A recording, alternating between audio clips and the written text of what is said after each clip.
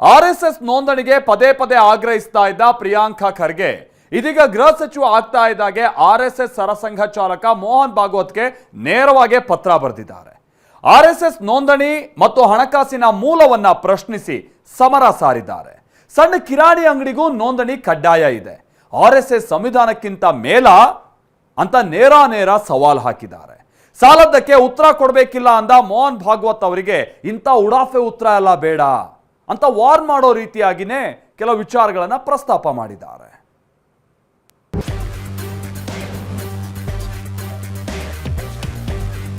ನಿನ್ನೆ RSS ಮುಖ್ಯಸ್ಥರಿಗೆ ಅಷ್ಟ ಪ್ರಶ್ನೆ, ಇಂದ ಉಡಾಫೆ ಉತ್ತರ ಬೇಡ ಎಂದ ಖರ್ಗೆ.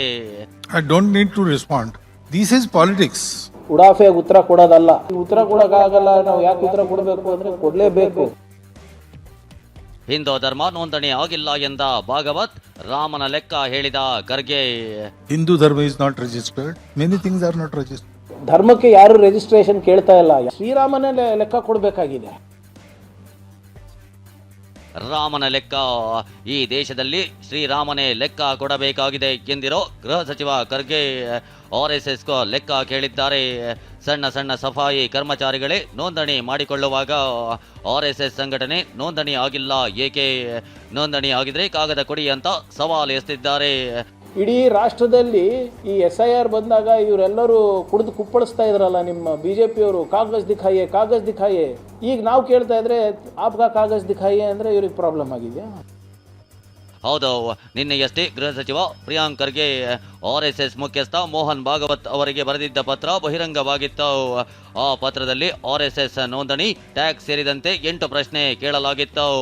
ಇಷ್ಟಾಗುತ್ತಲೇ RSS ಮುಖ್ಯಸ್ಥ ಮೋಹನ್ ಭಾಗವತ್ ಇದಕ್ಕೆಲ್ಲ ಉತ್ತರಿಸೋ ಅವಶ್ಯಕತೆ ಇಲ್ಲ ಅನ್ನೋ ಹೇಳಿಕೆಯ ವಿಡಿಯೋ ವೈರಲ್ ಆಗಿತ್ತು. ಹೀಗಾಗಿ ಇವತ್ತು ದೆಹಲಿಯಲ್ಲಿ ಸುದ್ದಿಗೋಷ್ಠಿ ನಡೆಸಿದ ಪ್ರಿಯಾಂಕ್ ಖರ್ಗೆ ಮೋಹನ್ ಭಾಗವತ್ ಅವರಿಗೆ ನೇರ ಪ್ರಶ್ನೆ ಕೇಳಿದ್ದಾರೆ. I don't need to respond.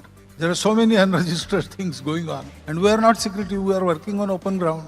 We are calling people and telling them about Sangha. This is politics. And all these gimmicks are being tried. So I don't need to respond.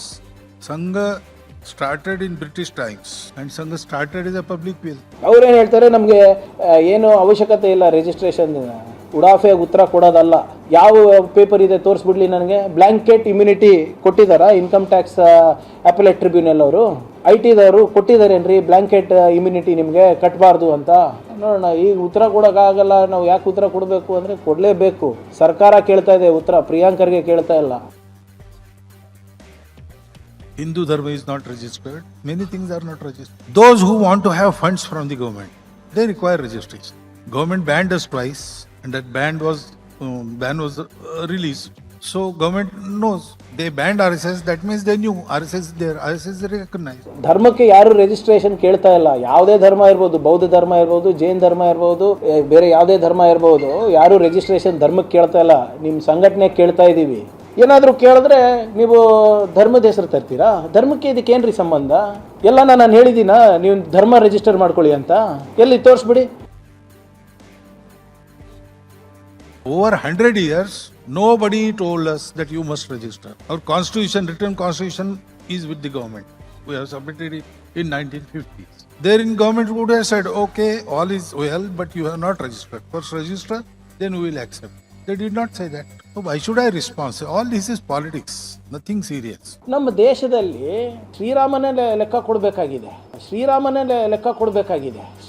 ಹೆಸರಲ್ಲಿ ಇವರು ರಾಜಕೀಯ ಮಾಡ್ತವ್ರು ಲೆಕ್ಕ ಕೊಡಬಾರ್ದಾ? ನಿಮ್ಮ ಪ್ರಮಾಣ ಪತ್ರ ತೋರಿಸಿಯಪ್ಪ ಅಂತ ತಕ್ಷಣ ನಾವು ಯಾಕೆ ತೋರಿಸ್ಬೇಕು? ಇದು 100 ವರ್ಷದ ಹಿಂದಿನ ಸಂಸ್ಥೆ. ಹಾಗಂದ್ರೆ ಕಾಂಗ್ರೆಸ್ ಪಾರ್ಟಿ 140 ವರ್ಷ ಆಗ್ತಾ ಇದೆ ಅಂದ್ರೆ ನಾವು ಟ್ಯಾಕ್ಸ್ ಕಟ್ಟೋದು ಬೇಡವಾ? ಪ್ರಿಯಾಂಕ್ ಖರ್ಗೆ ಬರೆದ ಪತ್ರಕ್ಕೆ ಇಂದು ಆಡಿದ ಮಾತಿಗೆ ಬಿಜೆಪಿ ನಾಯಕರು ಆಕ್ರೋಶ ಹೊರಹಾಕಿದ್ರು. ದೆಹಲಿಯ ನಕಲಿ ಗಾಂಧಿ ಹೈಕಮಾಂಡ್ ಅನ್ನ ಓಲೈಕೆ ಮಾಡೋಕೆ ಸಚಿವ ಪ್ರಿಯಾಂಕ್ ಯತ್ನಿಸುತ್ತಿದ್ದಾರೆ ಅಂತ ವಿಪಕ್ಷ ನಾಯಕ ಆರ್ ಅಶೋಕ್ ಟ್ವೀಟ್ನಲ್ಲಿ ವಾಗ್ದಾಳಿ ನಡೆಸಿದ್ರು. ಇನ್ನು ಬಿಜೆಪಿ ರಾಜ್ಯಾಧ್ಯಕ್ಷ BY ವಿಜಯೇಂದ್ರ RSS ಮದ್ರಸಾಗಳಂತೆ ಗುಪ್ತವಾಗಿ ಕೆಲಸ ಮಾಡೋದಿಲ್ಲ ಅಂತ ತಿಳಿದ್ರು.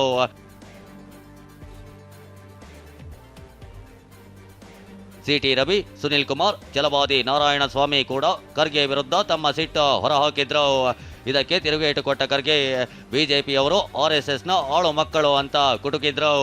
ಸ್ವತಂತ್ರ ನಂತರನೂ ಹೇಳಲಿಲ್ಲ. ಪೊಲಿಟಿಕಲ್ ಪಾರ್ಟಿನ ಅಂದ್ರೆ ಪೊಲಿಟಿಕಲ್ ಪಾರ್ಟಿನೂ ಅಲ್ಲ, ಕೇವಲ ವ್ಯಕ್ತಿಗೆ ದೇಶಭಕ್ತಿಯ ಸಂಸ್ಕಾರ ಕೊಡೋ ಕೆಲಸವನ್ನ ಸಾಂಪ್ರದಾಯಿಕ ಶೈಲಿಯ ಮೂಲಕ ಮಾಡುತ್ತೆ. ಆಟ ಆಡಿಸುತ್ತೆ, ಪ್ರಾರ್ಥನೆ ಹೇಳಿಸುತ್ತೆ, ಹಾಡನ್ನು ಹೇಳ್ಕೊಡುತ್ತೆ, ವಚನಗಳನ್ನು ಹೇಳ್ಕೊಡುತ್ತೆ, ಅಮೃತ ವಚನಗಳನ್ನ ಕಲಿಸ್ಕೊಡುತ್ತೆ, ಶ್ಲೋಕಗಳನ್ನು ಕಲಿಸ್ಕೊಡುತ್ತೆ. ಶ್ಲೋಕ ಕಲಿಸೋದಕ್ಕೆ ಶಾಖೆಗಳಲ್ಲಿ ಅದಕ್ಕೆ ರಿಜಿಸ್ಟರ್ ಮಾಡಿಸ್ಬೇಕು ಅಂತ ಸಂವಿಧಾನ ಎಲ್ಲೂ ಹೇಳಿಲ್ಲ. RSS ಬಗ್ಗೆ ಇವತ್ತು ಮಾತಾಡ್ಲಿಕ್ಕೆ ಹೊರಟಿದ್ದಾರೆ. ಪರಂ ಪೂಜ್ಯನೀಯ ಸರಸಂಘ ಚಾಲಕರು ಈಗಾಗಲೇ ಅದಕ್ಕೆ ಇವ್ರು ಪತ್ರ ಬರೆಯೋದಕ್ಕಿಂತ ಮುಂಚೆನೆ ಸಾಕಷ್ಟು ವಿಷಯಗಳನ್ನು ಅವರು ಕೇರಳದ ತ್ರಿಶೂರ್ನಲ್ಲಿ ಈಗಾಗಲೇ ವ್ಯಕ್ತ ಮಾಡಿದ್ದಾರೆ.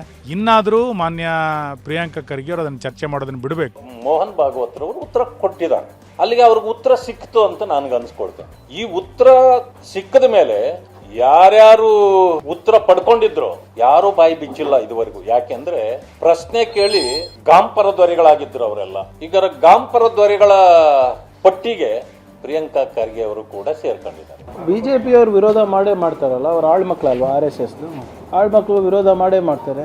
ನಮ್ಮ ದೇಶದಲ್ಲಿ ಪಾರದರ್ಶಕತೆ ಕೇಳೋದು ತಪ್ಪ? ಈ ಮಧ್ಯೆ ಸಚಿವ MB ಪಾಟೀಲ್ ಖರ್ಗೆ ಹೇಳಿಕೆಯನ್ನ ಪತ್ರವನ್ನ ಸಮರ್ಥಿಸಿಕೊಂಡಿದ್ದಾರೆ. ದೇಶದಲ್ಲಿ ಪಾನ್ ಶಾಪ್ ಕೂಡ ರಿಜಿಸ್ಟರ್ ಮಾಡಬೇಕು, ಹೀಗಾಗಿ RSS ಕೂಡ ನೋಂದಣಿ ಆಗಬೇಕಂದ್ರು. ಇನ್ನು ಸಚಿವ ಯತೀಂದ್ರ ಸಿದ್ದರಾಮಯ್ಯ RSSನವರು ಹಿಂದೂಗಳೇ ಅಲ್ಲ, ಹಿಂದುತ್ವವಾದಿಗಳಷ್ಟೇ ಎಂದಿದ್ದಾರೆ. ನೀವು ಅದು ಪಾನ್ ಶಾಪ್ ನವ್ಗೆ ರಿಜಿಸ್ಟರ್ ಮಾಡೋದು ಕೇಳ್ತೀರಿ, ಒಬ್ಬ ಕಿರಾಣಿ ಅಂಗಡಿ ಸಣ್ಣ ಕಿರಾಣಿ ಅಂಗಡಿ ಒಬ್ಬ STD ಬೂತ್ ಇಟ್ಕೊಂಡು ಅವ್ಗೆ ರಿಜಿಸ್ಟರ್ ಮಾಡೋದು ಹೇಳ್ತೀರಿ. ಎಲ್ಲರಿಗೂ ಒಂದೇ ಕಾನೂನು. ಯಾಕೆಂದ್ರೆ RSS ಬರೀ ಕಲ್ಚರಲ್ ಆರ್ಗನೈಸೇಷನ್ ಅಲ್ಲ, ಹೆಸರು ಕಲ್ಚರಲ್ ಆರ್ಗನೈಸೇಷನ್ ಇದ್ರೂ ಕೂಡ ಅದೊಂದು ಪೊಲಿಟಿಕಲ್ ಆರ್ಗನೈಸೇಷನ್. ಅವರು BJP ಅವ್ರಿಗೋಸ್ಕರ ಎಲ್ಲ ಇಲೆಕ್ಷನ್ ಕೆಲಸ ಮಾಡೋದು ಚೆನ್ನಾಗಿ ಗೊತ್ತೇ ಇದೆ. ಧರ್ಮ ಬೇರೆ, ಇವ್ರ ಆರ್ಗನೈಸೇಷನ್ ಬೇರೆ. ನಿಜವಾದ ಹಿಂದೂಗಳೆಲ್ಲ ಅವ್ರು ಆಕ್ಚುಲಿ ಹಿಂದೂ ಧರ್ಮ ವಿರೋಧಿಗಳು. ಅವರು ಆಕ್ಚುಲಿ ಅವ್ರು ಹಿಂದುತ್ವವಾದಿಗಳು, ಅವ್ರು ಹಿಂದೂ ಧರ್ಮದವರಲ್ಲ. ಅವರು ನಾವು ಕೇಳ್ತಾ ಇರೋದು RSS ನಿಮ್ ರಿಜಿಸ್ಟ್ರೇಷನ್ ಕಾಪಿ ಕೊಡಿ, ನಿಮಗೆ Z ಸೆಕ್ಯೂರಿಟಿ ಯಾಕೆ? ಇದಕ್ಕೆ ನಿಮಗೆ ತಾಕತ್ತಿದ್ರೆ ಉತ್ತರ. 100 ವರ್ಷದಿಂದ ನಾವು ಅದನ್ನ ಯಾರೂ ಕೇಳಿಲ್ಲ, ನೀವು ಕೇಳಬಾರದು ಅಂದ್ರೆ ಯಾರಪ್ಪನ ಸೊತ್ತು ಅಲ್ಲ. ಸೊ RSS ಅವರು ನೀವು part of the India, part of the constitution, ನಿಮ್ ರೆಸ್ಪಾನ್ಸಿಬಿಲಿಟಿ, ನಿಮ್ ಡಾಕ್ಯುಮೆಂಟ್ ಕೊಡಿ ಅಂತ ಕೇಳ್ತಿದೀವಿ. ಅದು ಬಿಟ್ಟು ಅಶೋಕ್ ಅಣ್ಣ, ನಮ್ ಸುನೀಲ್ ಅಣ್ಣ ಬಾಯಿಗೆ ಬಂದಿದ್ದು ಟ್ವೀಟ್ ಮಾಡ್ತಿದ್ದಾರೆ. RSS ನೋಂದಣಿಗೆ ಸಚಿವ ಪ್ರಿಯಾಂಕ್ ಖರ್ಗೆ ಪಟ್ಟು ಹಿಡಿದಿದ್ದಾರೆ. ಇದರಿಂದ ಬಿಜೆಪಿ ನಾಯಕರು ಕೊತ ಅಂತಿದ್ದಾರೆ.